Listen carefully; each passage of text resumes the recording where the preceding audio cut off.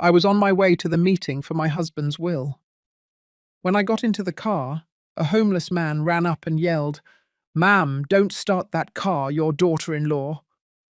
My blood ran cold, but when I got to the meeting, that leech practically fainted when she saw me. I was about to start the engine when I heard it, a gut-wrenching scream that cut through the morning like a knife.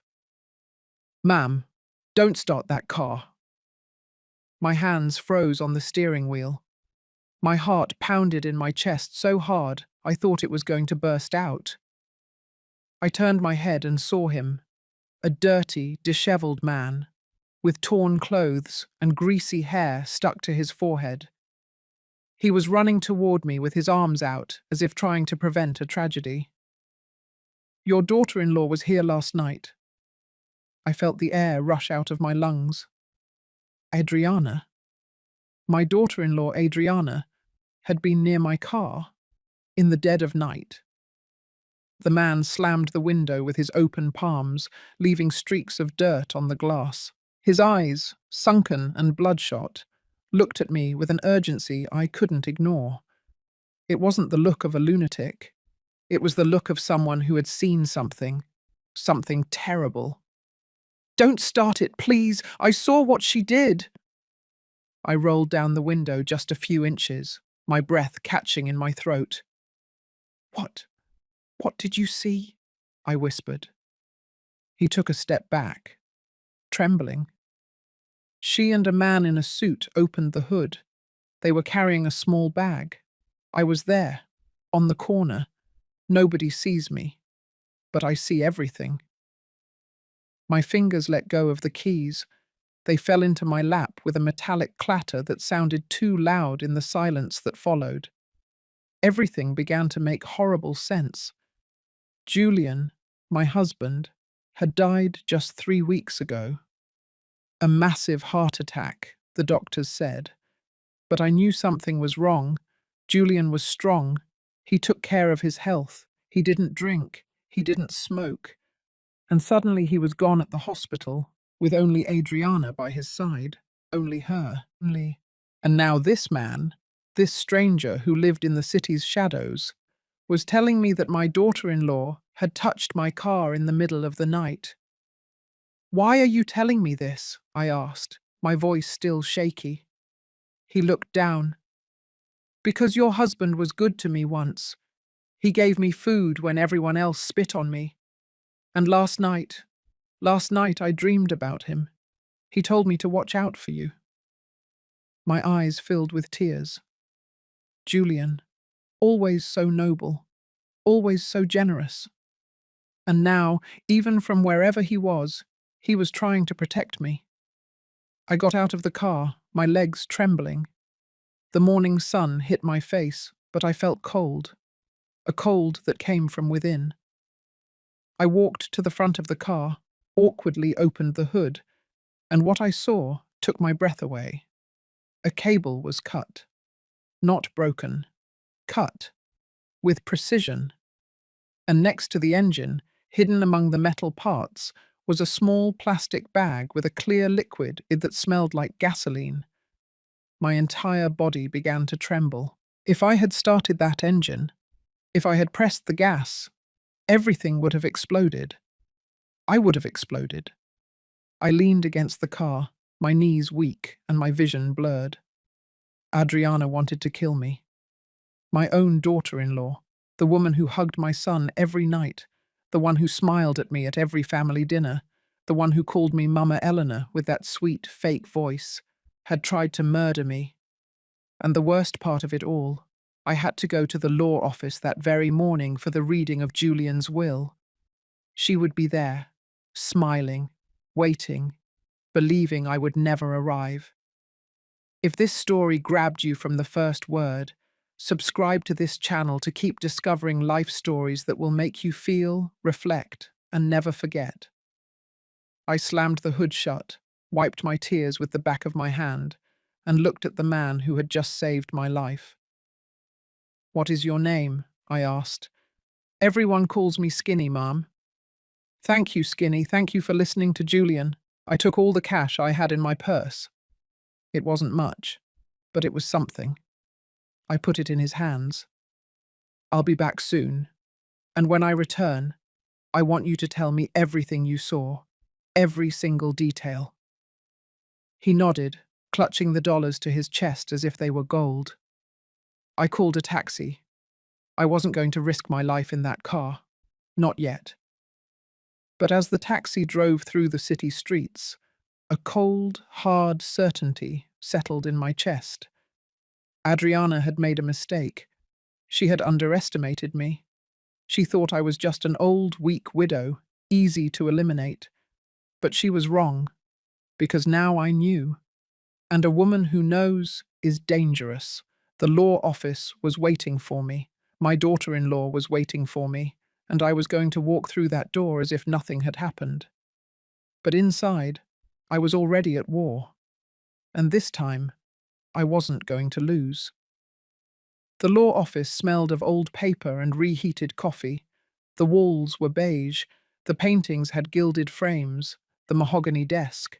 Everything seemed designed to give solemnity to the moment. But I didn't feel solemnity. I felt nauseous. Adriana was already there when I arrived, sitting next to my son, Michael, with her legs crossed and that perfect smile she always used as a mask. She wore a tight black dress, discreet but elegant. Her hair was pulled back in a low bun, pearl earrings, impeccable makeup. The perfect widow. Or that's what she wanted to look like. When she saw me enter, her eyes widened for just a second more than normal. It was an almost imperceptible gesture. But I saw it. I saw the surprise. I saw the fear. She didn't expect me to arrive alive. "Mom." Michael immediately stood up and hugged me. His body was tense, heavy. My son had aged 10 years in 3 weeks. He had deep, dark circles, an unshaven beard, and when he squeezed me against his chest, I felt him trembling. "My love," I whispered, stroking his back. "I'm here." Adriana also stood up. She walked toward me with measured, almost theatrical steps, and hugged me with that false warmth that already made my stomach churn. "Mama Eleanor," she said in a soft voice, "it's good you arrived. We were worried." Her hands on my back were cold, her perfume too sweet. And when she pulled away, our eyes met for an instant that was too long. I didn't look away. She did. "Well, let's begin." Mr. Romero, the attorney, a man about 60 years old with thick glasses and a blue tie, opened a leather folder on the desk. "I know this is a difficult time for the Miller family, but it is necessary to fulfill Mr. Julian's last wishes." Beside him, the young lawyer, George Solis, quietly took notes from the corner. I sat down opposite the desk, Michael to my right, Adriana to my left, so close I could hear her breathing. The attorney began to read. At first, everything seemed normal. The main house was left to me, the personal bank accounts too. Some land in Arizona would be divided between Michael and his sister Sophia, who lived in Houston and couldn't make it. But then came the part that made me feel like the floor was opening up beneath my feet. And in accordance with the testamentary disposition modified on the 12th of August of last year. The lawyer paused and looked at me over his glasses. "Yes," he said. "The properties located in the downtown Los Angeles area, the warehouse in Anaheim, and the apartment in Beverly Hills are left to Mrs. Adriana Carter Miller." Silence. A silence so heavy I could feel it crushing my chest. "What?" My voice came out barely as a whisper. The lawyer cleared his throat uncomfortably. "It was a modification made by Mr. Julian 3 months before his passing, signed before a notary. Here is the documentation." He pushed some papers toward me. My hands trembled so much I could barely hold them. There it was. Julian's signature. His name. The date. But something wasn't right. Julian would never have hidden something like this from me. He would never have left multi-million-dollar properties to Adriana without even mentioning it to me. We were a team, always had been. Mom, Dad told me. Michael's voice sounded tired, almost defeated.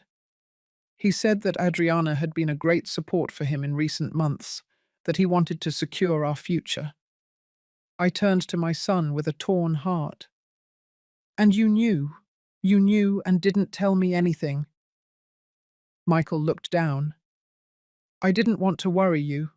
I thought Dad would tell you when the time was right. Adriana placed her hand on Michael's, a possessive gesture, marking territory. Eleanor, I know this is a surprise, she said in that controlled, almost compassionate voice. But Julian trusted me. He knew I would take care of Michael. And of you too, of course. Her words were poison wrapped in velvet. I got up from the chair. My legs were as heavy as if I were carrying stones. I need air. I left the room before anyone could stop me. The hallway of the law office was narrow and cold. I leaned against the wall, trying to breathe, trying to think. 3 properties, millions of dollars, in Adriana's name, and she had tried to kill me that very morning. Why? What else did she want? What else did she need to take from me? The answer came clear, brutal. She wanted everything. I heard footsteps behind me. It was Adriana. She walked out of the room with that unbreakable smile, as if nothing in the world could touch her. Eleanor, I understand you're surprised, but this is what Julian wanted. We should respect his will, don't you think? I stared at her. Every muscle in my body was tense. Were you near my car last night? Her smile wavered, just for a second, but it was enough. What? No, why would I? Someone saw you. Her eyes hardened. The mask was beginning to crack. I don't know what you're talking about, Eleanor. Maybe the stress is getting to you. You should rest. She turned around and went back into the room, leaving me alone in that icy hallway. But something had changed in me. I was no longer afraid. I had clarity. Adriana had planned all of this. She manipulated Julian, falsified documents, tried to kill me. And now, in front of a lawyer, she was collecting her spoils. But she made a mistake. She left me alive. And I was going to use every second I had left to unmask her betrayal, recover what was mine, and make her pay for what she did to Julian. I returned to the room. I sat down. I signed what I had to sign. But inside, the war had already begun. And this time, I was going to fight until the end. The following days were a silent nightmare. I returned to my house, the house Julian and I built together 30 years ago, and everything felt different. The walls no longer protected me. The furniture, the paintings, the framed photos. Everything seemed to whisper the same question to me. What really happened? I couldn't sleep. I couldn't eat. Every time I closed my eyes, I saw the bag of gasoline hidden in the engine. I saw Adriana's smile. I heard her sweet, venomous voice. And then the rumors began. It was at the market where I first heard it. I had gone early to buy vegetables, trying to maintain some normalcy in my shattered life. Mrs. Lupita, who sells peppers and tomatoes at the corner stall, greeted me with that awkward smile that people put on when they don't know what to say. Eleanor, so good to see you. How are you? Getting by, Lupita. Slowly. She nodded, but her gaze avoided mine. She nervously arranged the tomatoes in the tray. Say, is it true that… She stopped, swallowed. No, I'm sorry, I shouldn't pry. Something in my chest tightened. What is true, Lupita? She lowered her voice, leaning in slightly. They say that Mr. Julian didn't die of a heart attack, that something strange happened at the hospital. I froze. The bag of vegetables almost fell from my hands. Who is saying that? Well, people. They say your daughter-in-law went to the hospital every day, alone, and that the doctors never really explained what happened. A man so healthy, just like that. She made a gesture with her hand, as if something vanished into thin air. I didn't answer her. I paid, took my things, and left there with my heart pounding in my ears. But it didn't end there. At the drugstore, the cashier looked at me with pity. At the bakery, 2 women stopped talking as soon as I entered. And on the corner of my street, I saw the neighbour from number 12, Carol, talking with another woman. When they saw me pass, they lowered their voices and turned away, but I managed to hear. They say the daughter-in-law already got 3 properties. Poor Eleanor, and she treated her like a daughter. Every word was a stab. It wasn't just that Adriana had betrayed me. It was that the whole neighborhood knew it, or at least suspected it. And I had no proof, only intuitions, only a huge void where my trust used to be. That night, alone in the house, I sat in front of Julian's desk. It was an antique piece of dark wood furniture, with deep drawers and a desk lamp that he used to review contracts.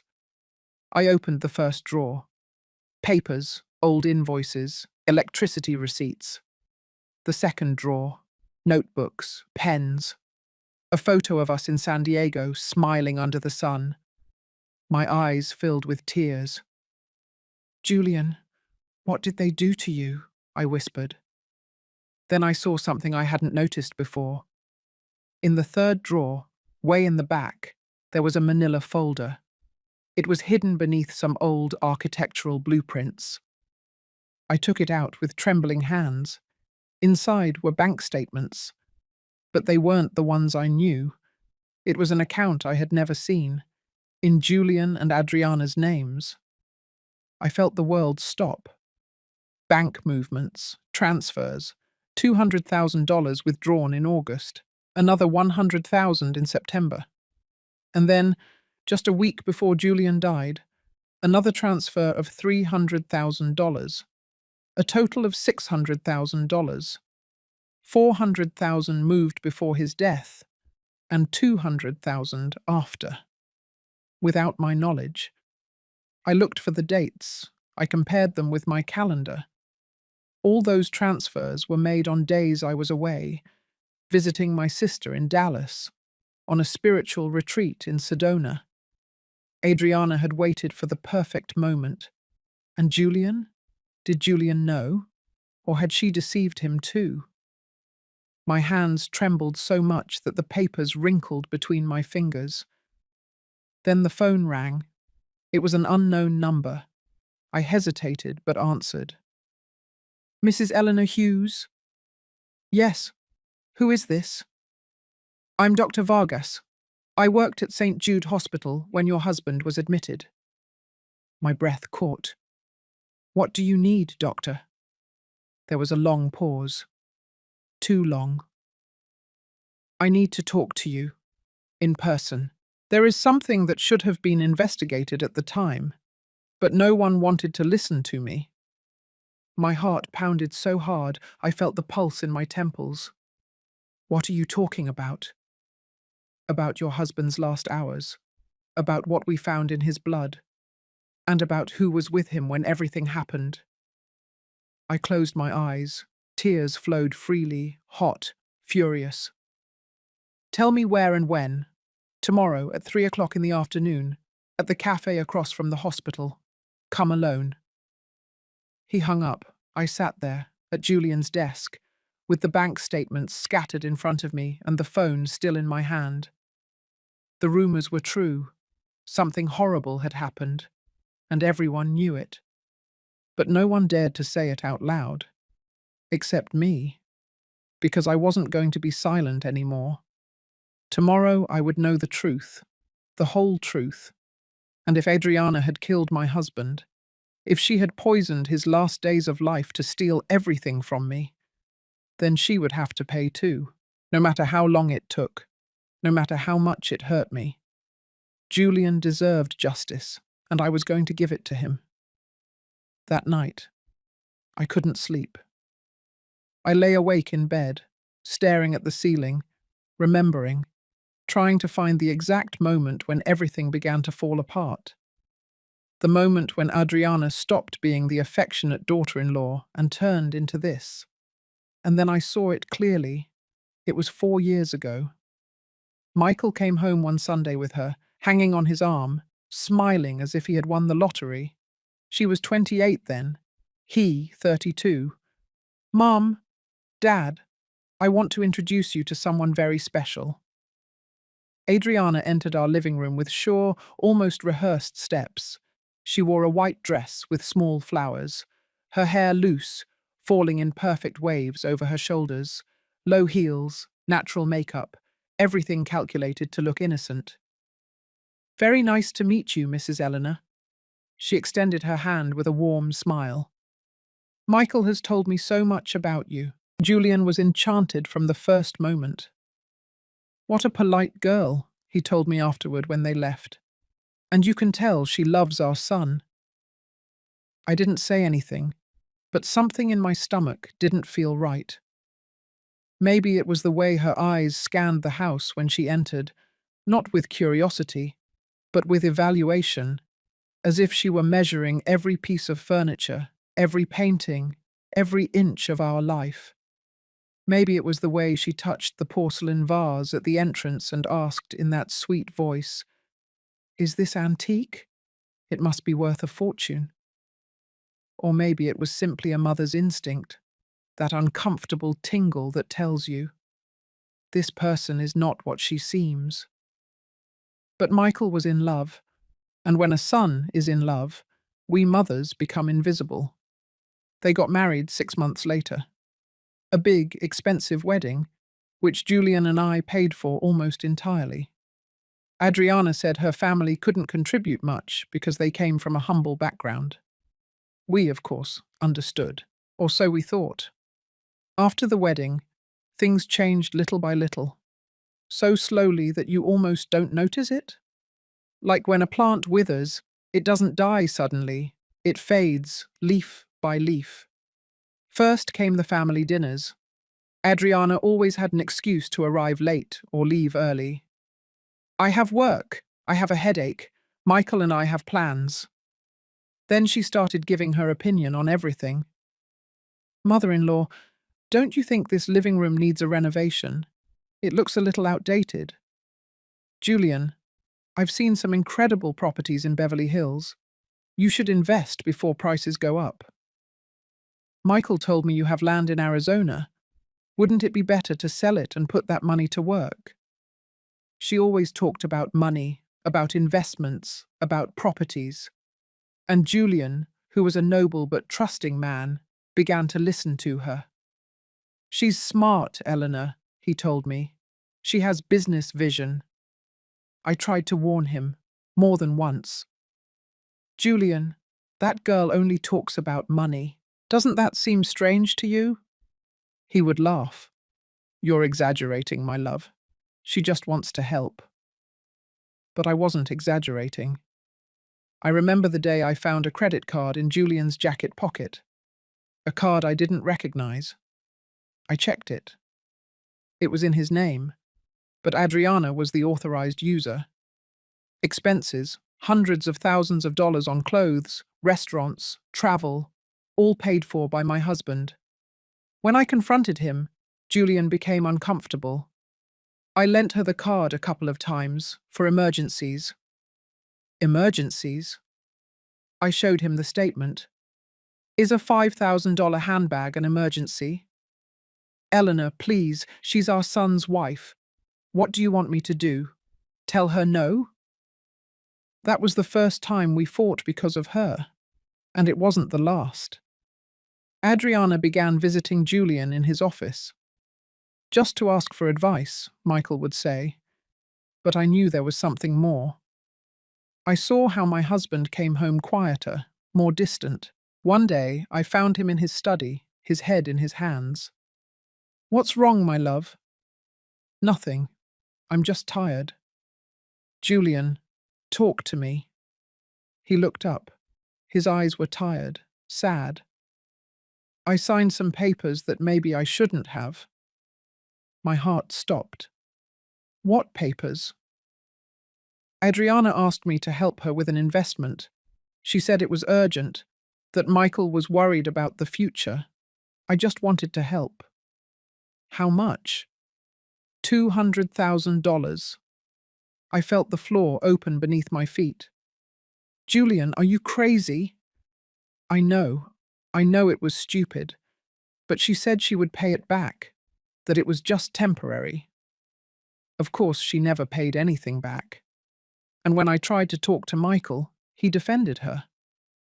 "Mum, you're being unfair. Adriana isn't like that. You don't know her like I do." "Michael, open your eyes. That woman is using your father." "Enough!" His voice exploded in the living room.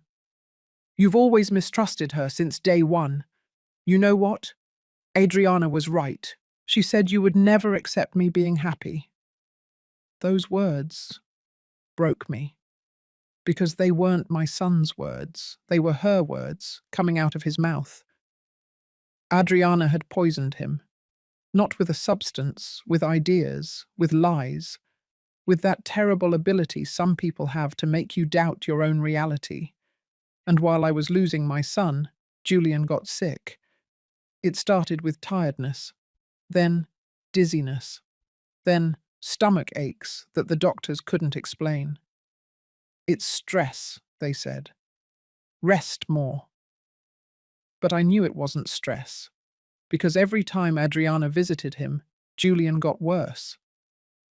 Until one day at the hospital, while I was in Dallas visiting my sick sister, Julian had a sudden cardiac arrest, and the only person with him at that moment was Adriana. Now sitting on my bed, with the cold sheets and the silent house, I understood everything. Adriana hadn't entered this family for love. She had entered to destroy us. And the worst of it all, she had succeeded. But there was still one thing she couldn't take from me: my will to fight. Tomorrow I would meet with Dr. Vargas. Tomorrow I would know the truth about what happened in that hospital. And when I had the answers, Adriana would discover that she underestimated the wrong woman. Because a mother can forgive many things, but never, never will she forgive the one who took the love of her life. And I had just decided that forgiveness was no longer an option. The next morning I woke up with an icy certainty in my chest. I needed proof. I needed something concrete, tangible, that couldn't be ignored or dismissed as a widow's paranoia, something that even Michael couldn't deny, and that something was in my garage. I went downstairs still in my robe, my hair in a messy braid. The sun had just begun to creep through the windows, tinging everything a pale orange. The house smelled of old coffee and silence. I made myself a cup of tea that I didn't drink. My hands were trembling too much. At 8 o'clock, I called Don Sam. He had been Julian's trusted mechanic for over 20 years.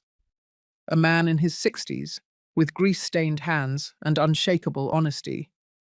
If anyone could tell me the truth about what was in my car, it was him. "Eleanor," his voice sounded surprised on the other end of the line. "How are you?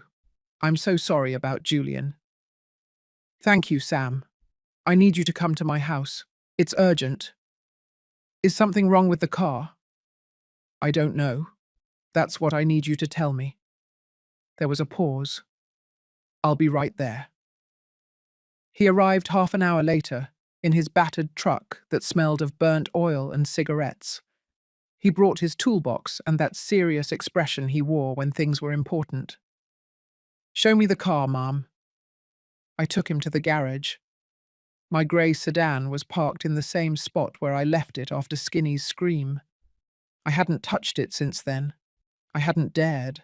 Sam knelt down in front of the hood, opened it carefully, and didn't say anything for several minutes.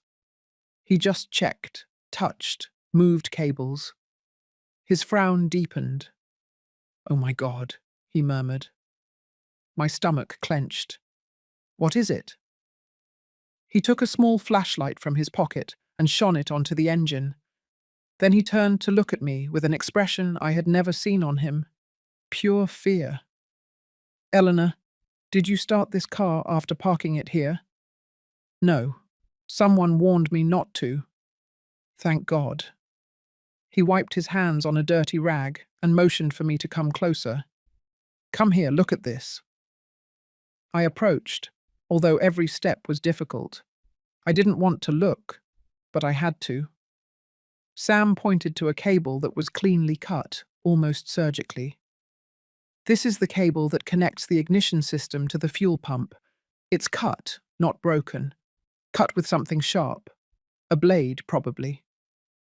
I felt my throat close up. "And what does that mean?"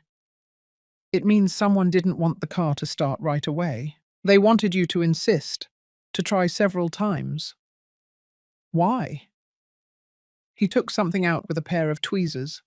It was a plastic bag, about 3 by 5 inches, with a volatile mixture placed over the exhaust manifold. The ignition cable had been sliced with a knife, a setup compatible with secondary ignition and instant explosion. My breath stopped. What would have happened if I had insisted on starting it? Sam looked me straight in the eyes. The heat would have melted the bag.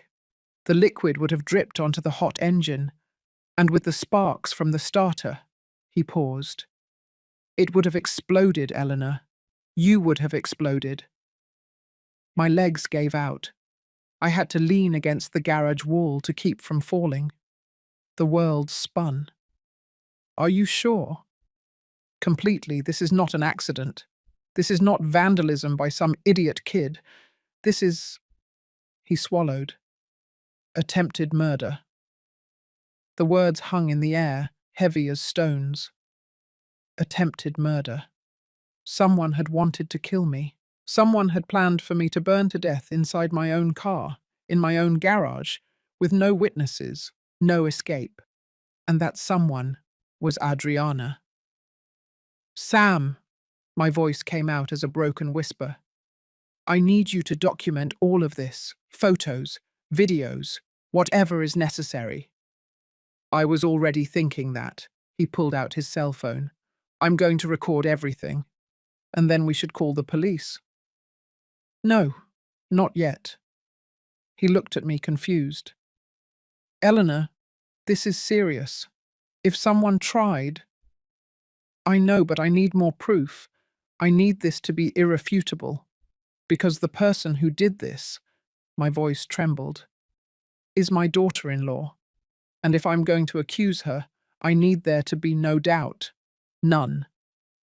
Sam carefully closed the hood, as if the car were a bomb that could still explode.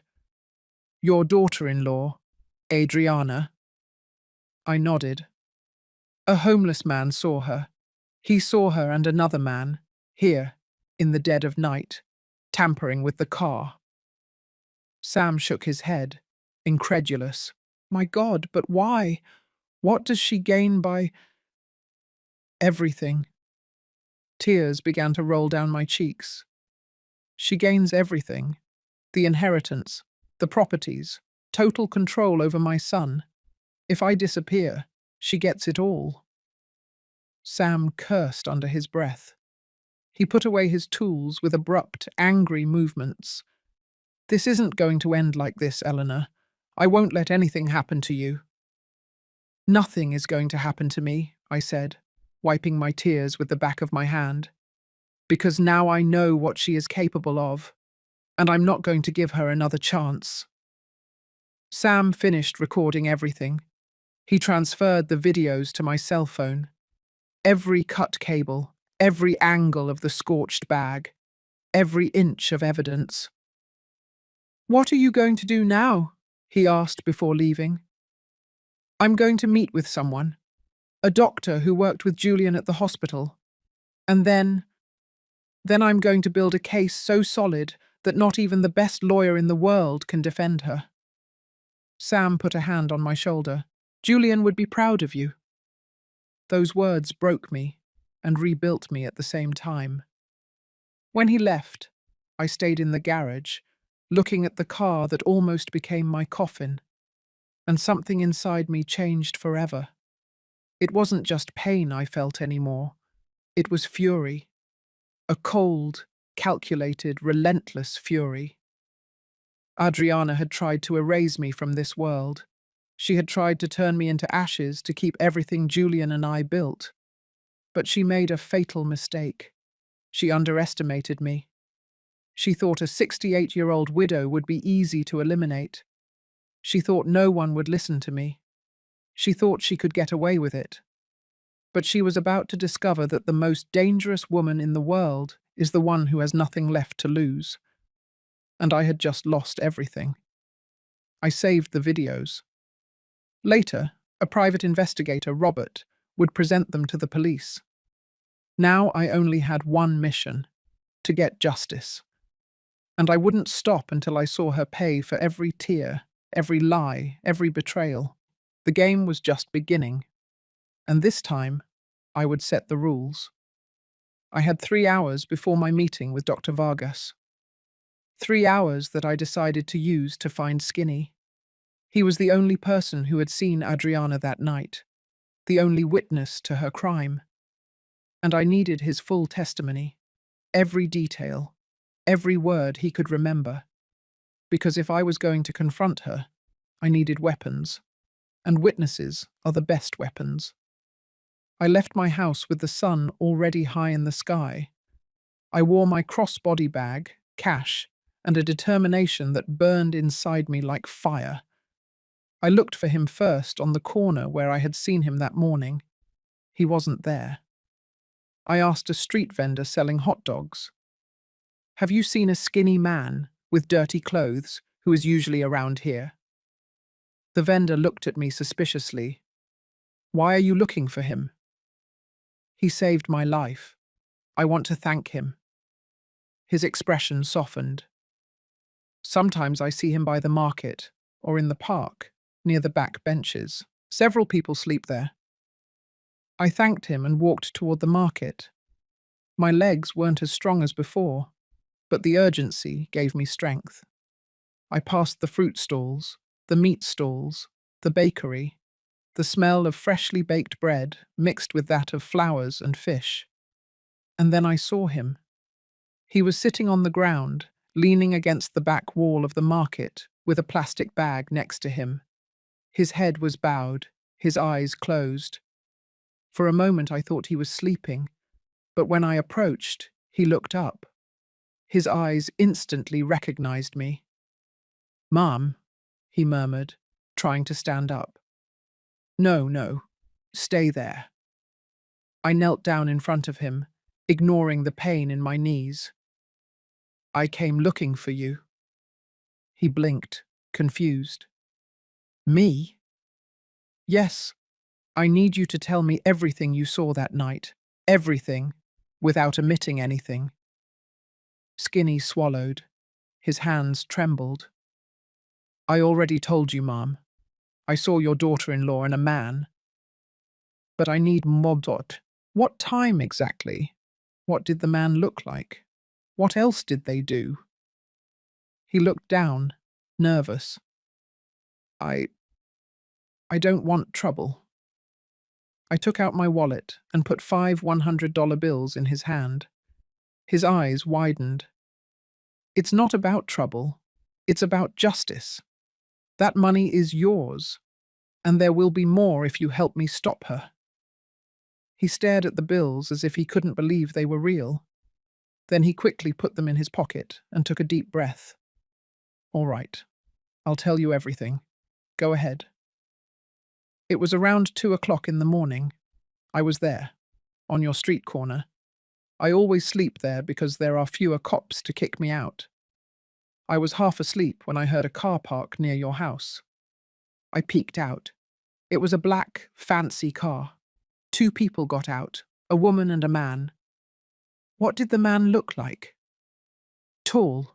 He wore a dark suit, short hair. I couldn't see his face well because he was wearing a cap, but he walked like someone used to being in charge. You know what I mean? With a straight back. Fearless. I nodded, absorbing every word. And the woman? I recognized her. I've seen her at your house before. It's your daughter-in-law. She wore black pants and a hooded jacket. But I saw her well when she passed under the streetlight. It was her, for sure. What did they do? They approached your car. The man opened the hood. I don't know how. Maybe he had tools. They were there for about 10 minutes. She was lighting up with her cell phone. He was putting his hands in the engine. They were talking softly, but I could hear a little. What were they saying? Skinny closed his eyes, concentrating. She was saying, "Is it done?" And he answered, "Yes, but you have to make sure she tries to start it several times. If not, it won't work." And she said, "She will. She's always stubborn." And then they laughed. The blood froze in my veins. Stubborn. She knew me. She knew that if my car didn't start the first time, I would insist, once, twice, 3 times, until it exploded. Anything else? My voice was barely a thread. Yes, before leaving, she gave him something, an envelope. And the man said, "This makes us even." Then they got in the car and left. Did you see the license plate? No, Mom. It was too dark. But the car was a BMW, one of those new black ones, with chrome rims. I opened my purse and took out my cell phone. Would you be able to recognize the man if you saw him again? Maybe. I don't know. Like I said, I didn't see his face well. What if I show you photos? Could be. I started thinking. Who was this man? An accomplice? A lover? Someone Adriana paid to do her dirty work? Skinny, I need you to do something for me. Something very important. He looked at me with those tired but attentive eyes. Tell me. I want you to come with me to a safe place. I'm going to pay for a hotel room for a few days. And I need you to write down everything you just told me, with all the details you remember. Can you do that? I don't write very well, Mom. It doesn't matter. I'll help you. But I need your testimony to be recorded, because the time will come when you'll have to repeat this in front of other people. Do you understand? He nodded slowly. In front of the police? Maybe. Or in front of a judge? Skinny turned pale. Ma'am, I can't get involved in those things. I have a record, small thefts, nothing serious. But if they see me in court, nothing will happen to you. I put a hand on his shoulder. I promise you, I will protect you. But I need you to help me, because that woman not only tried to kill me, she also killed my husband. And if we don't stop her, she'll do it again. His eyes filled with something like compassion. Your husband was good to me. He treated me like a person, not like trash. So, help me get justice for him. There was a long silence. The market noise continued around us. Voices, laughter, the clatter of knives against the wooden boards. But in that small corner, it was just him and me, connected by a terrible truth. Finally, Skinny nodded. All right, I'll do it. I helped him stand up. He was lighter than I thought, pure skin and bones. I took him to a modest but clean hotel near downtown. I paid for a week. I bought him new clothes, soap, food. And that afternoon, sitting in the small room that smelled of detergent, we wrote his testimony together. Every word, every detail, every second of that cursed night. When we finished, I took a picture of him with my cell phone, holding it in his hands, his signature at the bottom. Keep it safe, I told him. This paper can change everything. He folded it carefully and put it under the mattress. Ma'am, do you really think this will help? I looked him straight in the eyes. Skinny, you are the only person in the world who saw what she did. You are invisible to society, I know. But right now, you are the most important person in my life, because you have the truth, and the truth always, always ends up winning. He smiled for the first time. A broken, but real smile. Thank you for believing me, Mum. Thank you for having the courage to speak. I left the hotel with a lighter heart. I had a witness. I had evidence from the car. And in an hour, I would have the answers about what happened at the hospital. Adriana had built her empire on lies, but I was about to tear it down, piece by piece, until nothing was left. I arrived at the cafe across from the hospital 15 minutes before 3. I sat at a table by the window, from where I could see the entrance of St. Jude, that white 5-story building that once seemed like a place of hope, now looked like a mausoleum. Julian had died in there. Adriana had let him die in there. I ordered a coffee that I didn't drink. I just held it in my hands, feeling the warmth of the disposable cup, trying to calm the trembling that wouldn't go away. At 3 o'clock sharp, a man entered the cafe. In his 50s, greying hair, a medical coat under a grey jacket. Round glasses, serious look.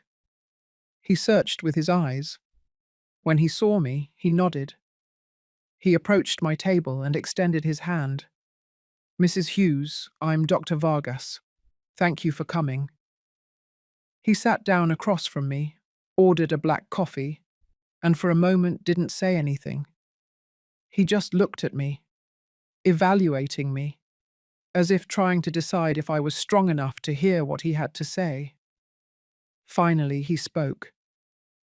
I shouldn't be here. What I'm about to tell you could cost me my job, maybe even my license, but I can't keep quiet any longer. My heart beat faster. Tell me the truth, please.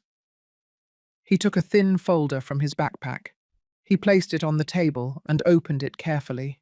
Inside were printed sheets, medical studies, graphs. Your husband arrived at the hospital on the 18th of September. He complained of dizziness, abdominal pain, nausea. We thought it was acute gastritis. We admitted him to hydrate him and do tests. I nodded. I already knew all that. For the first 2 days, his condition was stable. Uncomfortable, but stable. But then, he paused. He started to get worse. Quickly. Too quickly. What happened? His vital signs began to fail.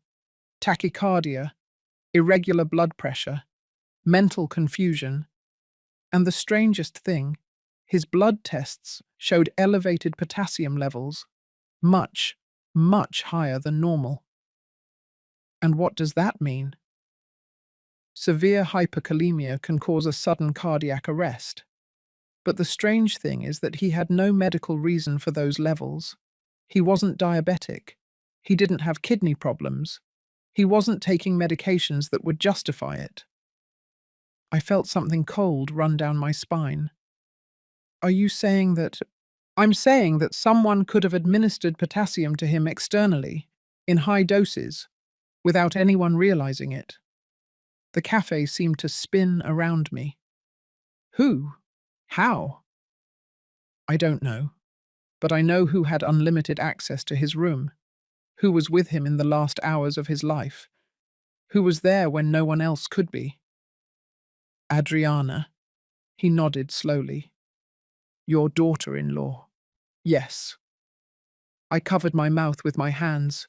Tears erupted uncontrollably. I couldn't breathe. I couldn't think. Julian hadn't died of a natural heart attack. He had been murdered, and I wasn't there to protect him. Why didn't you say anything? My voice was broken, desperate. Why didn't you investigate it? Dr. Vargas looked down, ashamed. I tried. I spoke with the hospital director. I showed him the analysis. I told him that something wasn't right. But he told me that we couldn't make accusations without irrefutable proof, that an autopsy needed the family's consent. And your daughter-in-law, she refused. The lawyer Solis advised that cremation would be the most dignified and sanitary. Michael signed, trusting his word. What? She said she didn't want to desecrate her father-in-law's body, that it was disrespectful, that Julian would have wanted to rest in peace. And your son supported her. I closed my eyes. Michael. My own son had unknowingly blocked the investigation. So they cremated him, I whispered. Yes, and with that, any possibility of proving what happened was lost. I fell silent. The cafe noise felt distant, unreal. Voices, cups clinking, the steam from the coffee machines. Everything felt like a dream I couldn't wake up from. Doctor, do you think she did it? He looked me straight in the eyes. Yes, I believe your daughter-in-law poisoned your husband. I can't prove it, but in 25 years of my career I've seen many deaths. And this one was not natural. Tears rolled freely down my cheeks. How did she do it? It could have been with potassium supplements. They are easy to get. They are sold without a prescription. In normal doses, they are harmless. But in high doses, mixed in food or drink, they are lethal. And the worst part, they leave very little trace, especially if the body is cremated. I felt empty, as if someone had ripped out my soul. He trusted her, I said in a trembling voice. Julian trusted everyone. It was his greatest virtue, and his undoing. I'm so sorry, Mrs. Hughes. Can I keep these documents? He pushed the folder toward me. They are copies. Use them as you need to. If this goes to trial, I will testify. I don't care what happens to me. Your husband deserves justice. I squeezed his hand tightly.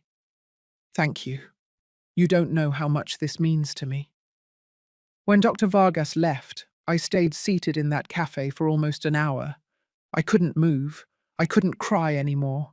I was just there, looking out the window, watching people go in and out of the hospital. Worried families, sick people walking slowly, doctors in a hurry. And me, a 68-year-old widow, carrying the weight of an unbearable truth. Julian had been murdered. My husband, the love of my life, the father of my children, had been slowly poisoned by the woman we trusted, the woman we called family. And the worst of it all, my son still didn't believe me. Michael had called me paranoid. He had told me to stop inventing things. He had told me that Adriana was innocent. How do you tell a son that his wife is a murderer? How do you destroy his world to save the truth? I got up from the table. I paid. I walked out onto the street.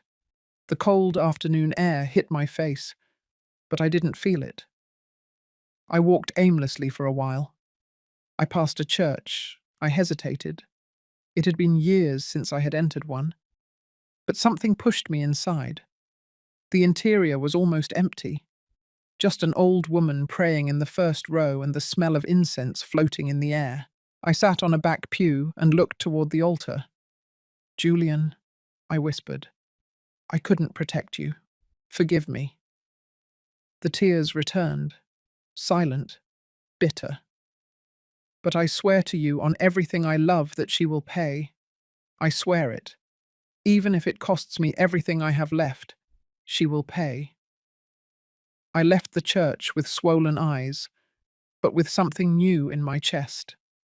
Purpose. It wasn't just pain I felt anymore. It was determination. Adriana had destroyed my family. She had killed my husband. She had tried to kill me, but she made a fatal mistake. She underestimated me. She thought an older woman, alone, without power, would be easy to eliminate. But she was wrong, because pain can break you, or it can turn you into something stronger than you ever imagined. And I had just decided that my pain was not going to destroy me. It was going to be my weapon. And with that weapon, I was going to get justice. Even if it was the last thing I did in this life. That night, I didn't sleep. I stayed awake at the dining room table, surrounded by papers, photos, bank documents. Everything spread out like the pieces of a macabre puzzle. And I, in the center, trying to piece together the complete image of the betrayal. But I knew I couldn't do it alone. I needed professional help, someone who knew how to move in the shadows, someone who could find what I couldn't see. And I knew the perfect person. Robert Sedano. He had been Julian's partner more than 15 years ago, in the first construction projects. A brilliant, meticulous man, with that rare ability to see what others ignore. But after a legal problem that almost ruined him, Robert left the business world and dedicated himself to something else: private investigation. Julian always said that Robert had a bloodhound's nose, and I needed exactly that. I called him at 7 o'clock in the morning. "Eleanor?" His voice sounded surprised. "It's been a while. I'm so sorry about Julian. He was a great man." "Thank you, Robert. I need to see you. It's urgent." There was a pause. "Are you okay?" "No, but I will be. Can you meet with me today?" "Tell me where." 2 hours later, we were sitting in a discreet restaurant in the downtown area. Robert arrived with a worn leather briefcase and that penetrating gaze that had always intimidated me a little. 52 years old, short hair with graying temples, 3-day beard, dark suit without a tie. He sat across from me and got straight to the point. "What do you need?" I told him everything, every word, every detail. Skinny's scream, the cut cable, the bag of gasoline, the modified will, the town rumors, the meeting with Dr. Vargas, the poisoning, the bank transfers. Robert didn't interrupt me once. He just listened, taking notes in a small notebook with a black pen. His eyes never left mine. When I finished, he closed the notebook and exhaled slowly. "This is serious, Eleanor. Very serious." "I know. If what you're saying is true, your daughter-in-law is not just a thief, she's a murderer. That's why I need proof. Proof that a judge can't ignore. Proof that forces my son to open his eyes." Robert leaned back in his chair, thoughtful. "How much money do you have available?" "Whatever it takes. Because this is not going to be cheap. We're going to need to trace bank accounts, get phone records, investigate her past, maybe hire surveillance. And everything has to be done with absolute discretion. If she finds out you're investigating her..." "I know. She could disappear. Or worse, try to kill me again." "Exactly." I pulled out a check I had prepared that morning. $50,000. I put it on the table. "This is just the down payment." Robert looked at the check, then looked at me. "Are you sure you want to do this? Because once we open this box, there's no turning back. What we find could change your life forever." "My life has already changed, Robert. I've already lost my husband. I've already lost my son's trust. I almost lost my own life. I have nothing more to lose, except my dignity, and I'm not going to give that away." He smiled slightly, a sad but respectful smile. "Julian was right about you. He always said you were the stronger one of the two." He took the check and put it away. "All right. I accept the case. But we're going to do this my way. No emotions. Just facts. Just solid evidence. Agreed? Agreed. For the next 10 days, Robert worked in silence. I continued with my normal life, or at least pretending to. I went to the market, I visited my sister, I tended the garden, I smiled when necessary. But inside, every second was a torture of waiting. Robert called me every 2 days to update me. First call. I found something interesting. Adriana is not really named Adriana Carter. She changed her name 8 years ago. Her original name was Adriana Miller, and she has a record. What kind of record? Minor fraud. 10 years ago, she was accused of scamming an elderly man in Phoenix. The case was closed because the man died before the trial. My blood ran cold. He died? Heart attack. At least that's what the death certificate says. But the coincidences are starting to be too many, don't you think? Second call. The transfers you found are not the only ones. There are more, many more, a total of $600,000, $400,000 before his death, and $200,000 after, all made during the last year, all to accounts Adriana controlled. But the interesting thing is that some of those transfers were made from his personal account after he was hospitalized. That's impossible. He was unconscious. Exactly, which means someone had access to his banking passwords, and there is only one person who could have had them. Third call. I hired surveillance. Adriana has met 3 times in the last week with a man. Same guy your witness described. Tall, dark suit, black BMW. I got photos. I'm sending them to you. Minutes later, the photos arrived on my cell phone, and what I saw took my breath away.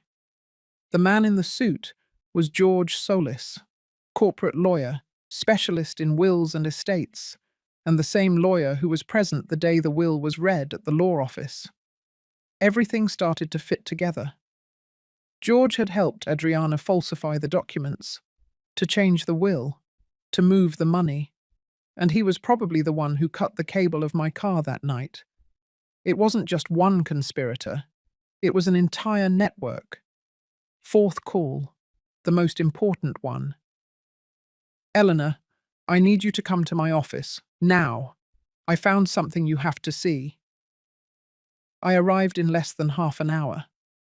Robert was waiting for me with his computer on. On the screen were scanned documents. Look at this. He zoomed in on the image. It's the modified will, the one that was read at the law office. Yes, I've seen it. Now look at this. He opened another document. This is Julian's signature on old contracts. Notice the slant of the J, the shape of the O, the space between the letters. I looked at it. Now look at the signature on the modified will. The comparison was evident. It wasn't the same signature. It was good, very good, almost perfect. But it wasn't identical. It's fake, I whispered. Correct. Julian never signed that will. Someone did it for him. And that someone is very professional. Probably George. Lawyers know how to copy signatures. It's part of their forensic training. I felt my legs tremble. This is enough, right? With this, we can go to the police. Robert shook his head. It's a good start, but it's not enough for an arrest. We need more. We need a confession, or at least something that ties them directly to the crime. And how do we get that? He looked at me with that intensity that gave me chills. By setting a trap for them. My heart beat faster. What kind of trap? One they can't refuse, one where they feel safe, where they let down their guard, and where every word they say is recorded. I smiled for the first time in days. Tell me what I have to do. And so began the final phase of my revenge. I was no longer just a widow looking for answers. I was a woman armed with proof, with witnesses, with a plan. And Adriana was about to discover that the worst mistake you can make in life is to underestimate someone who has nothing left to lose. Because when a woman decides to fight for her truth, there is no lie strong enough to stop her. And I was just getting started. The plan was simple but dangerous. Robert designed it with surgical precision. Every detail, every move, every word I would have to say. You have to make her feel like she won, he explained in his office. That you're no longer a threat, that you gave up. Only then will she let down her guard. And how do I do that? By calling her, inviting her to dinner, telling her you want to make peace, that you're tired of fighting, that you want to sign the property division in peace and move on with your life. The mere thought of pretending to be nice to her made my stomach churn. I don't know if I can. Robert put a hand on my shoulder. I know it's hard, but it's the only way. If you confront her directly, she'll run. Or worse, she'll hire better lawyers and bury everything. We need her to feel safe, to talk. And when she talks, we'll catch her. And the cameras? I'm going to install 3. One in the living room, hidden in the wall clock. Another in the dining room, in the decorative plant. And one more in the kitchen, just in case. High-definition audio, HD video. Everything will go directly to an encrypted server. Even if they destroy the cameras, the recording will be safe. And what if she doesn't say anything incriminating? She will. People like Adriana can't resist boasting, especially when they think they've won. You just have to subtly provoke her, ask her casual questions, let her ego do the rest. He gave me a list of key phrases I had to mention during dinner. Phrases like, Julian always trusted you. I never understood why he changed so much in his last months. Sometimes I wonder what really happened at the hospital. The car. How lucky I didn't start it that day. Each one designed to sow doubt, to provoke a reaction, so that Adriana couldn't avoid defending herself, or even better, justifying herself. I practiced in front of the mirror for 2 days.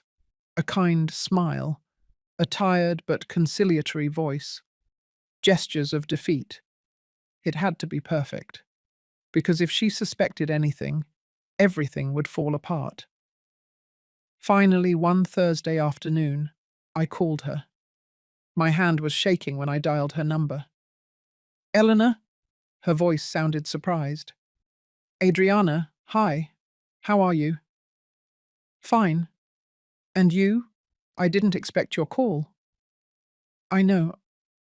I need to talk to you. And to Michael. But especially to you. There was a cautious pause. What is it about? I want you to come to my house for dinner. This Saturday. I need to make peace. I'm tired of all this pain. Of the fighting. Of the mistrust. Julian wouldn't have wanted this. I could hear her mental gears turning on the other end of the line. Are you sure? Completely. I want to sign the pending papers, close this chapter, and move on. We all deserve peace, don't you think? Her voice softened. She thought she had won. That sounds perfect, Eleanor. Michael is going to be happy to hear this. He's been so worried about you. I know. I'm worried about him too. About all of us. I'll expect you at 8. I'll prepare something special. We'll be there. I hung up and let out the breath I didn't know I was holding. Robert, who had been listening from the other room, came in with a smile. Perfect. She fell for it completely. Now all that's left is for everything to go well on Saturday. It will go well. Trust the process. On Friday, Robert arrived early to install the cameras. He worked for 3 hours, adjusting angles, testing audio, making sure everything was invisible but functional. When he finished, he showed me how it looked from his laptop. The living room, The dining room, the kitchen, all in a split screen, clear image, clear audio. Remember, he told me before leaving, stay calm. Don't accuse her of anything. Just let her talk. The truth always comes out when people feel comfortable. Saturday arrived like a silent storm. I spent the day cooking. I prepared roast turkey, mashed potatoes, and green beans. Michael's favorite dessert, apple pie. I set the table with the embroidered tablecloth we used on special occasions. Candles, fresh flowers, everything had to look authentic. At 8 o'clock sharp, the doorbell rang. I opened the door with a smile that hurt my soul. Michael came in first. He looked tired but hopeful. He hugged me tightly. Thank you for this, Mum. Thank you for coming, my love. Adriana entered behind him, elegant as always, a tight black dress, heels, perfect hair. That smile I now recognized as pure falsehood. Eleanor, you look lovely and it smells delicious. Thank you, dear. Come in. Sit down. We sat down at the table. I served the food. We talked about trivial things at first. The weather, traffic, the news. Michael seemed relaxed, happy to see us together without fighting. Adriana, on the other hand, watched me, still cautious, still evaluating. Then, as I served more wine, I dropped the first key phrase. You know, Adriana, despite everything, I know Julian trusted you a lot. She smiled. He was a wonderful man, very generous. He was, sometimes too much. I paused. I never understood why he changed so much in his last months. He became so distant. Adriana took a sip of wine, thoughtful. I think he was tired. Work, stress. You know how business is. Maybe, but it was strange, especially when he started getting sick. The doctors never found a clear explanation. I looked her straight in the eyes. She held my gaze without blinking. Sometimes life is just like that, Eleanor. Unfair. Inexplicable. I suppose so. I wiped my mouth with the napkin. I'm glad you were with him at the hospital. I couldn't have stood for him to die alone. Someone had to be there. Her voice had an almost proud tone. Someone who knew how to take good care of him. Michael interrupted, uncomfortable. Mum, maybe we shouldn't talk about this now. You're right, my love. I'm sorry. I smiled. It's just that sometimes I wonder what would have happened if things had been different. Adriana leaned forward, her eyes gleaming. Different how? I don't know. If I had been there, if I had insisted that more doctors check him. Yes. I paused dramatically. If I had started the car that day. The silence that followed was electric. Adriana blinked, only once. But it was enough. What car? She asked, but her voice sounded forced. My car. A few weeks ago. It had a strange mechanical problem. The mechanic said it was almost like someone had sabotaged it. I laughed softly. But that would be ridiculous, right? She didn't answer immediately. Her fingers tightened around the wine glass. Ridiculous, she finally repeated. But her smile no longer reached her eyes, and I knew at that moment that I had her, that every word that came out of her mouth from now on would be recorded, and that the trap had just closed. All that was left was to wait for her to hang herself with her own tongue, because the truth always finds a way out, especially when you push it with the right questions. The dinner continued for another hour. I kept up my role as the tired, conciliatory widow. Adriana, on the other hand, was starting to show cracks, small ones, almost imperceptible, but they were there. She nervously touched her neck. She drank wine faster than normal. She looked toward the door every so often, as if she wanted to escape. But most importantly, she talked too much. She started to boast, to justify herself, to explain things that no one had asked her. Julian asked me to take care of his accounts because he trusted me, she said, while cutting a piece of pie. He said I had a better head for numbers than Michael. No offense, honey. Michael smiled uncomfortably. Don't be offended, Mum. But it's true. I was always terrible with finances. I know, my darling. I looked at Adriana. And it's admirable that Julian trusted you so much. Although I must confess, I was surprised he moved so much money without telling me anything. She put the fork down on the plate. They were investments, opportunities that couldn't wait. He understood that. Of course, although I paused, as if remembering something. The bank called me a few days ago. They said there were transfers after Julian was in the hospital, unconscious. How strange, right? Adriana became rigid. They must be mistaken. Banks make mistakes all the time. Maybe, I smiled sweetly, or maybe someone had his passwords. Silence fell like an anvil. Michael looked at us confused, sensing the tension but not understanding its origin. Adriana, on the other hand, stared at me intently. Her eyes were no longer sweet. They were hard, calculating. Eleanor, where are you trying to go with all this? Nowhere, dear. I'm just trying to understand how things worked, to close this chapter in peace, like we said. She didn't answer. She just picked up her wineglass and emptied it in one gulp. Then I decided to launch the final blow. You know, I met someone a few weeks ago, a homeless man. He told me a very interesting story about a woman and a man in a dark suit who were near my car one night. The glass almost fell from her hands. What? Yes. What a coincidence, right? Right before I discovered the mechanical problem. Adriana stood up abruptly. The chair scraped against the floor. I don't have to listen to this. Michael, we're leaving. But Michael had also stood up, looking at me with a mixture of confusion and anger. Mom, what is going on? What are you talking about? Ask your wife, I said in a calm but firm voice. This is ridiculous. Adriana grabbed her purse. Your mother is paranoid, Michael. I already told you she needs professional help. Paranoid?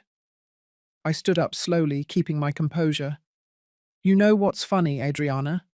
That a paranoid person wouldn't have this. I took out my cell phone and put the photos Robert had sent me on the table. Adriana with George Solis, in restaurants, in parking lots, in his car.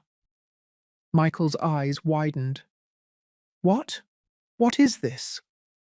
Your wife with the lawyer who modified your father's will. The same lawyer who was present at the reading.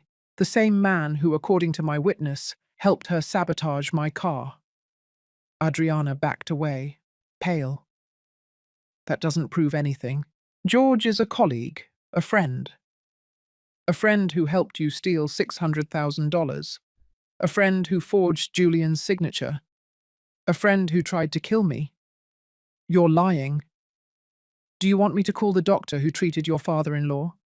The one who found abnormal levels of potassium in his blood? The one who suspected he was poisoned? Michael took a step back, as if he had been punched. No, it can't be. Adriana turned to him, fake tears instantly starting to flow. Honey, don't believe her. She's making everything up. She's jealous. She has always hated me. But Michael was looking at her differently now, as if seeing her for the first time. I just wanted to be respected, she said, her voice trembling for an instant. I was always the guest, never the owner. Then she hardened again. Your father was an idiot. Is it true? His voice was broken. Did you poison my father? No, of course not. This is crazy. Answer me. His scream echoed through the house. Adriana opened her mouth. Then she closed it. Her eyes darted from me to Michael, looking for an exit that didn't exist. And then she did the worst thing she could have done. She smiled, a cold, calculated smile, devoid of any pretense of innocence. "Your father was an idiot," she said with a cutting voice. "A foolish old man who signed whatever just to be made to feel important. It was so easy to manipulate him. It was laughable." Michael backed away as if he had been stabbed. My God. "And you know what?" Adriana continued, now unrestrained. "I only regret one thing, not finishing the job with her too." She pointed at me with contempt.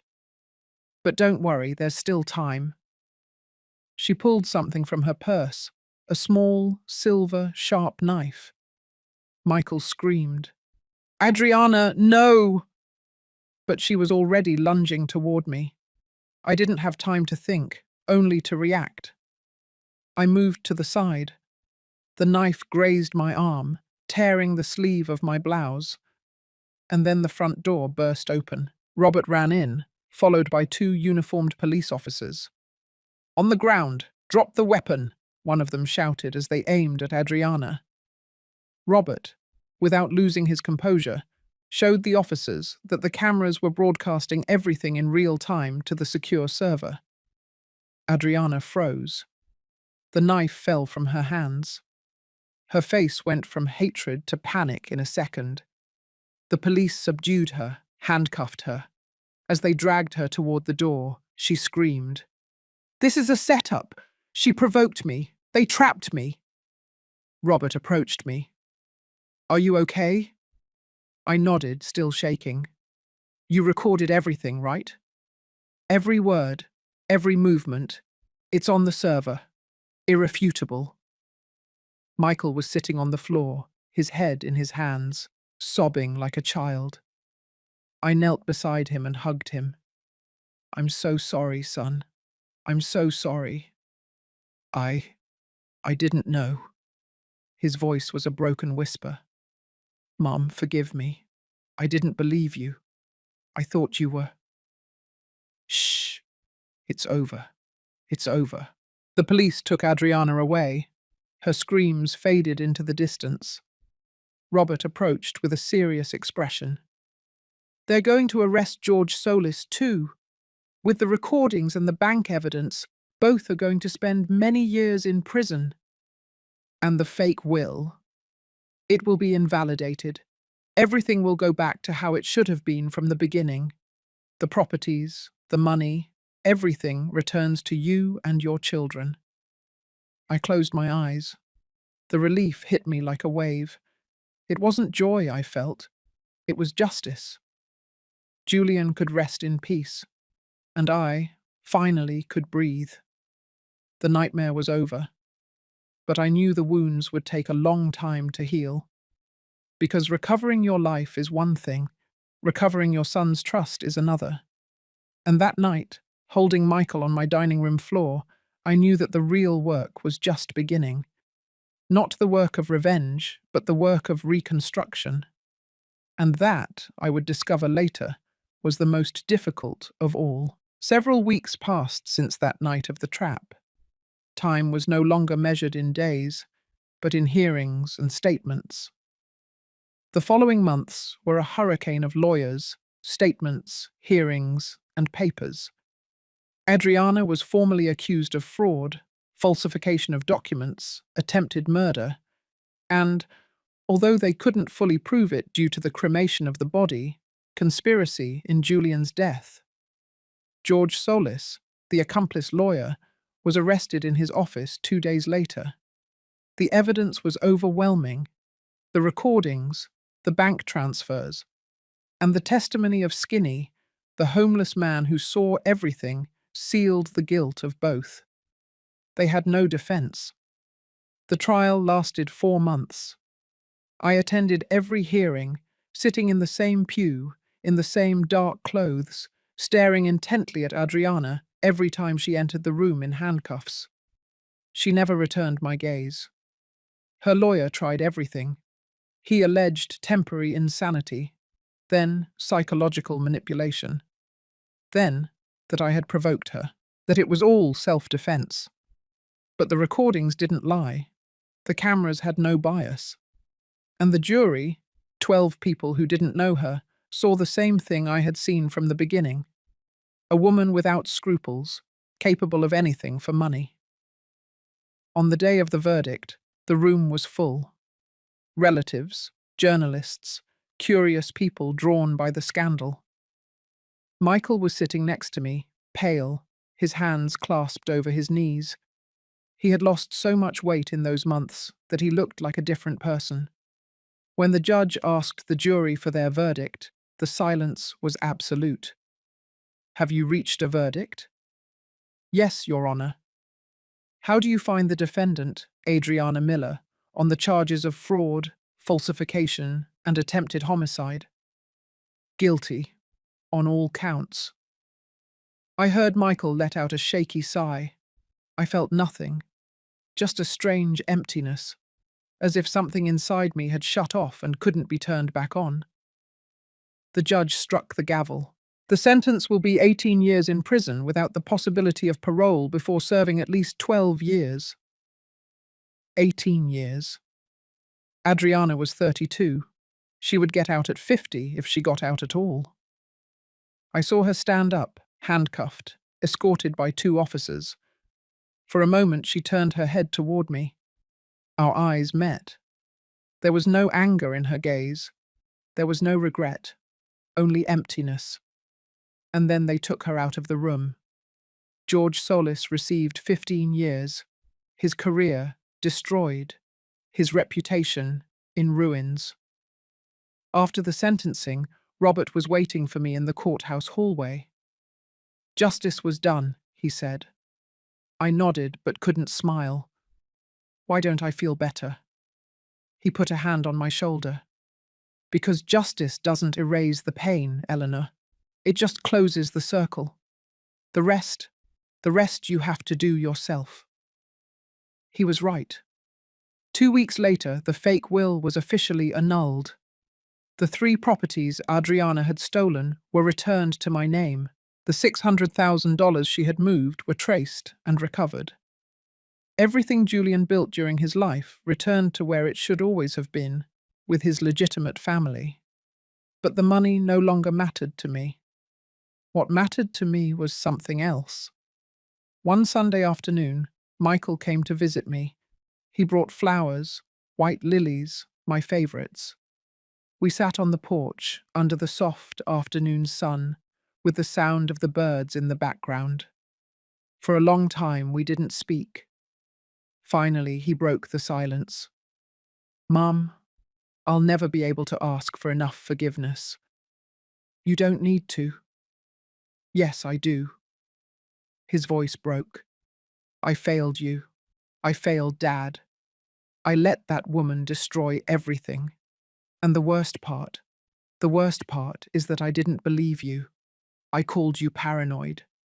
I turned my back on you when you needed me most." I put my hand on his.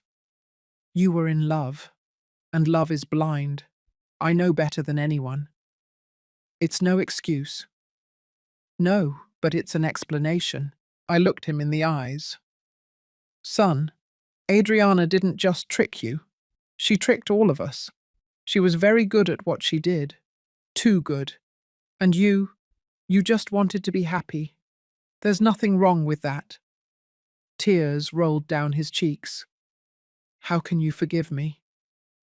"Because you are my son, and because I know your father would have forgiven you too. He loved you, and wherever he is, I know he just wants to see you happy." Michael broke down. He cried like he hadn't in years, and I hugged him, like when he was a child, like when he fell down and came running to seek comfort in my arms. Because that never changes. A son will always be your son, no matter how much time passes, no matter how many mistakes he makes. A mother's love is unconditional. That same month, I made a decision. I sold 2 of the properties Adriana had tried to steal. With that money, I created a trust fund for my grandson, Michael's son, who was only 6 years old, an innocent boy who had lost his grandfather and would now grow up without a mother. I wanted to make sure he was protected, that he had a future, that Adriana's lies wouldn't ruin his life too. I donated the rest of the money. Part went to St. Jude Hospital, on the condition that they improve their security protocols for vulnerable patients. Another part went to a homeless shelter, because Skinny had saved my life. And if he, someone invisible to society, could be my guardian angel, then there were thousands like him who deserved a chance. I didn't do it for recognition. I did it because Julian would have done the same, and because I finally understood something that had taken me a lifetime to learn. True wealth is not in what you own. It is in what you do with what you have. It is in how you treat people who cannot give you anything in return. It is in sleeping peacefully knowing that you did the right thing, even when no one was watching you. One afternoon, while organizing Julian's study, I found a letter. It was hidden inside one of his favorite books. A letter he never sent, dated 2 weeks before he died. It said, "Eleanor, if you are reading this, it is because something happened to me. I need you to know that I made mistakes. I trusted the wrong person. I let someone get too involved in my life, in our finances, in our family, and now I'm scared of what might happen. If something happens to me, please, don't trust anyone. Investigate, fight, because I know you are stronger than you think. You always have been. I love you and I'm sorry." The letter fell from my hands. Julian knew. On some level, he knew Adriana was dangerous, and he had tried to warn me, but he didn't make it in time. I sat in his chair, surrounded by his books, by his scent that still permeated the leather of the desk, and I cried. Not out of sadness, but out of closure, because I could finally tell him, "It's done, my love. I did what I had to do. I defended you. I defended us. Now you can rest." And I felt for the first time since his death that he was truly resting. That justice, although late, although incomplete, had arrived. And that I, a 68-year-old woman who had been underestimated, betrayed, almost murdered, had won. Not with anger, not with revenge, but with dignity. And that, I discovered, was the most powerful victory of all. 6 months after the trial, one morning in December, I woke up with a need I couldn't ignore. I had to see him, Skinny, the man who, unknowingly, had changed the course of everything. The man who, with a single desperate scream, had saved my life and unleashed justice. I hadn't seen him in a long time. After the trial, I had gotten him a job at a small cleaning company. I had paid for a modest room in a neighborhood. I had given him money for clothes, food, medicine. But I had never thanked him. Not really, not the way he deserved. I looked for him for 2 days. He wasn't at his job. He wasn't in his room. No one had seen him. And then, one cold afternoon, I found him. In the same place where everything began, the corner of my street, sitting against the wall, in the same worn clothes as always, despite everything I had given him. I approached slowly. He looked up and recognized me. "Mrs. Eleanor." "Skinny, I've been looking for you." He smiled sadly. "I'm sorry. I just couldn't stay in the room. I couldn't keep the job. I don't fit in there. The street is my home. Always has been." I sat down next to him. I ignored the glances of the people passing by. I ignored the cold of the concrete. I ignored everything except him. "I didn't come to scold you. I came to thank you." He shook his head. "You don't have anything to thank me for." "I have everything to thank you for." I took an envelope from my purse. Without you, I would be dead. Without your scream, without your bravery, Adriana would have gotten away with it. That's why I want to give you this." I handed him the envelope. He opened it with trembling hands. Inside was a check. $100,000. His eyes filled with tears. "Mom, I can't accept this." "Yes, you can, and you will, because you earned it. Do whatever you want with that money. Travel, rest, or donate it if you want. But take it, because it's yours, because you saved a life, and that is priceless." He clutched the check to his chest, sobbing in silence.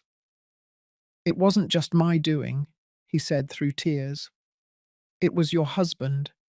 He spoke to me that night." I froze. "What?" "I dreamed of him. Clearly, I was sleeping on that corner, and suddenly I saw him, standing in front of me, in a grey suit, smiling. He told me, 'Watch over my wife. She's in danger. Don't let her start the car.' And when I woke up, you were there, getting into the car, and I screamed. I don't know why. I just screamed. Tears rolled freely down my cheeks. 'Julian,' I whispered. 'He loved you very much, Mum. You could feel it in the dream. Very much.' I looked up at the sky. The grey winter clouds moved slowly. The air smelled of impending rain. 'Thank you, Julian,' I said softly. 'Thank you for watching over me. Thank you for sending me an angel when I needed it most.' Skinny wiped his tears with the dirty sleeve of his jacket. 'Mum, do you believe in those things? In dreams? That the dead watch over us?' I looked him in the eyes. I didn't before. I thought everything was chance, coincidences. But now I know there is something more, something we can't see, but that is there, watching over us, guiding us. Julian sent you to me, and you saved me. That is not a coincidence. That is love. Love that transcends death." We sat there for a while longer, in silence. Just two people connected by an impossible story, by a scream that changed everything. Finally, I got up. "Take care, Skinny. And if you ever need anything, anything at all, find me. I will always be here for you." "Same here, Ma'am, even though I don't have much to give. You already gave me everything. You gave me my life." I walked back to my house, with a lighter heart than I had had in months. When I arrived, I sat on the porch, the same place where Julian and I used to have coffee on Sundays, where we planned trips we never took, where we dreamed of growing old together. And although he was no longer physically present, I felt his presence. In the wind that moved the leaves of the bougainvillea tree, in the singing of the birds he loved so much, in the warmth of the sun that filtered through the clouds. I closed my eyes and spoke. "You can rest now, my love. Everything is all right. Michael is healing. Our grandson is protected. Adriana paid for what she did. And me? I am at peace. Thank you for watching over me. Thank you for not leaving me alone. Thank you for loving me so much that you found a way to save me even from where you are. I love you. I will always love you. Until we meet again." I opened my eyes, and just at that moment, a white butterfly landed on the edge of the table. It stayed there, motionless, as if looking at me. And then it flew away, high, toward the sky. I smiled, because I knew it was him, saying goodbye, telling me that he could finally rest. And I, a 68-year-old woman who had lost her husband, who had been betrayed by her family, who had been seconds away from dying, I had survived. Not just physically, but with my dignity intact. with my self-respect recovered, with my truth defended. And although the road had been painful, although the scars still hurt, I knew something with absolute certainty. It was worth it. Because the truth is always worth it. Because justice, although slow, always arrives. And because a woman who decides to defend what is hers, what is right, what is fair, that woman is unstoppable. And I had just discovered that I had always been that woman. I just needed everything to be taken away from me to realize it. This story touched my heart in a way I never imagined, because it reminded me that no matter how old you are, no matter how many times you have been underestimated, no matter how much pain you carry, you always, always have the power to rise up, to fight for your truth, to reclaim your dignity. And you? Have you ever had to face a family betrayal? Did you ever have to defend yourself when no one believed you? Leave me your comment. Tell me your story. Tell me where you are watching me from. Because every story matters, every voice counts. And together we form a community of people who don't give up. If this story moved you, if it made you feel something, if it left you thinking, give it a like. Share it with someone who needs to hear it. And subscribe to keep sharing real-life stories that remind you that you are never, ever alone. Because true wealth is not in what you own, but in what you don't allow to be taken from you. And the most valuable thing you have is your dignity. Never, ever sell it. See you in the next story. With love, your storyteller who never gives up.